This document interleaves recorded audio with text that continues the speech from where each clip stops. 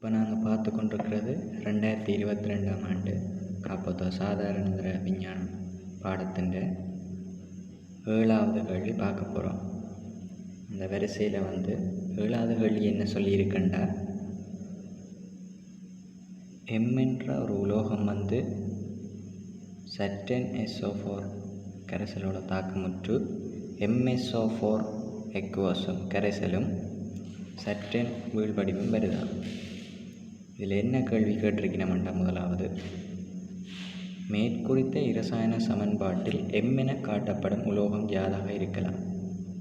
பொதுவாக இரசாயனவியல்வை இப்படியான கேள்வியல் வரைக்கும் நாங்கள் முக்கியமாக கவனிக்க வேண்டியது தாக்க விதத்தொடர்.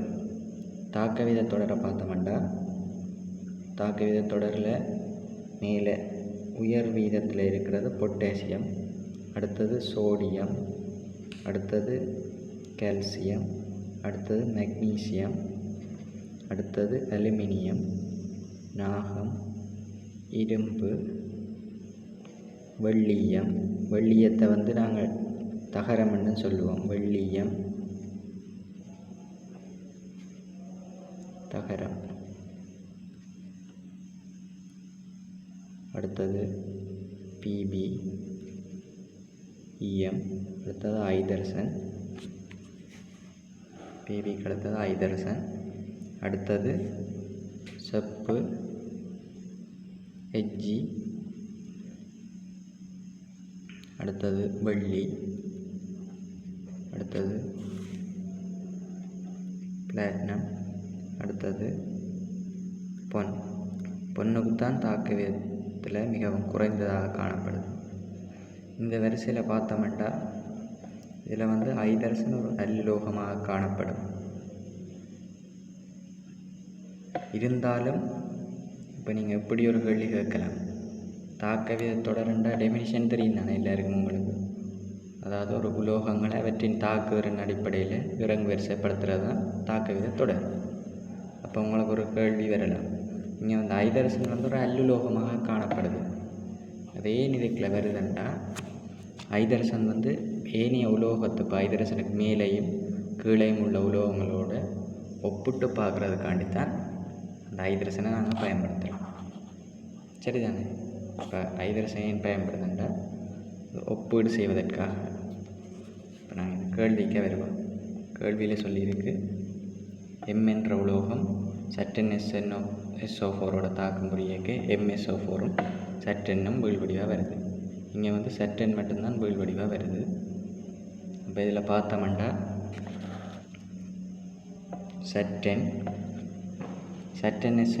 சட்டென்னை இடம்பெயர்க்கணும்.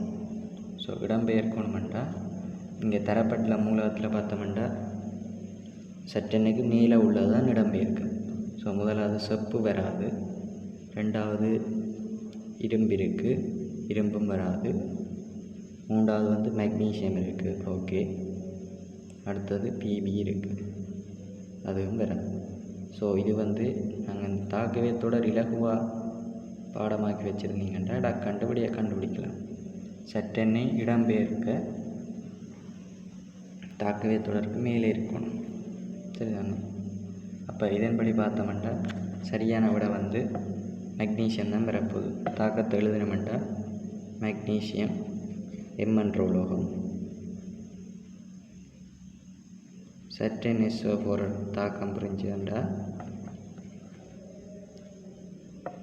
என்ன வரப்போகுது, MSO4ம் எம் என்று வராது, மெக்னீசியம் சல்ஃபேட்டும் ப்ளஸ் சட்டன் வடிவம் வரும்.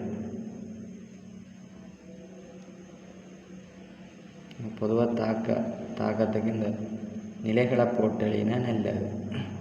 உங்களுக்கு பிறகும் இலகுவாக இருக்கும் உயர்தரங்களில் படிக்க. இப்போ இதன்படி பார்த்தோம்னா சரியான விட 7வதுக்கு 3வது மெக்னீசியம். அடுத்து 8வது கேள்வியை பார்ப்போம்.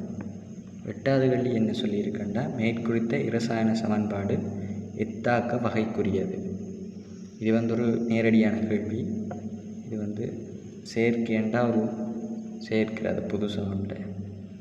இதில் வந்து பிரிகி எண்டைக்க வெப்பத்துக்கு பிரிகி அடையணும், பிரிஞ்சு வர தாக்கங்கள் தான் வெப்ப பிரிய தாக்கம்.